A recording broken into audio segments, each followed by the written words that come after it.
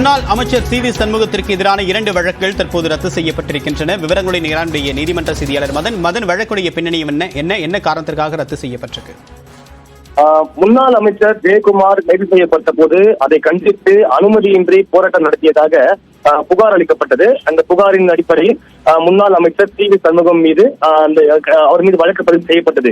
இந்த புகார் அளித்தவர் யார் என்று பார்க்கும்போது கிராம நிர்வாக அலுவலர் மற்றும் ஒரு திமுக பிரமுகர் 2 பேரும் கொடுத்த புகாரில் 2 வழக்குகள் பதிவு செய்யப்பட்டது. விழுப்புரம் காவல் நிலையத்தில் பதிவு செய்யப்பட்ட இந்த 2 வழக்குகளை ரத்து செய்ய வேண்டும் என்றுதான் சி.வி. சண்முகம் சென்னை உயர்நீதிமன்றத்தில் இந்த ஒரு வழக்கை தொடர்ந்தார். இந்த வழக்கு நீதிபதி ஜெயச்சந்திரன் முன்பு விசாரணைக்கு வந்தபோது சட்டம் ஒழுங்கு பிரச்சனை என்றால் அரசுதான் புகார் அளிக்க வேண்டும், ஆனால் அதுக்கு மாறாக திமுக நிர்வாகியால் கொடுக்கப்பட்ட புகாரின் மீது வழக்கு பதிவு செய்யப்பட்டுள்ளதால் இந்த வழக்கை ரத்து செய்யப்பட்டு சி.வி. சண்முகம் தரப்பில் ஒரு வாதம் எடுத்து வைக்கப்பட்டது.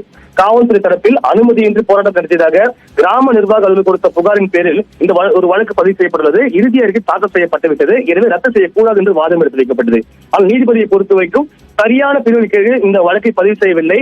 போராட்டம் நடந்த காலத்தில் கொரோனா விதிகள் அமலில் இல்லாத போது அந்த விதிகளை மீறியதாக வழக்கு பதிவு செய்யப்பட்டது. பல்வேறு தவறுகள் நடைபெற்றதால் இந்த ஒரு சட்டப்பிரிவை ஏற்றுக்கொள்ள முடியாது என்று சி.வி. சண்முகத்துக்கு எதிரான அந்த 2 வழக்குகளையும் தற்போது ரத்து செய்து உத்தரவு பிறப்பித்துள்ளார். தேவப்பிரியன். தகவலுக்கு நன்றி மதன்.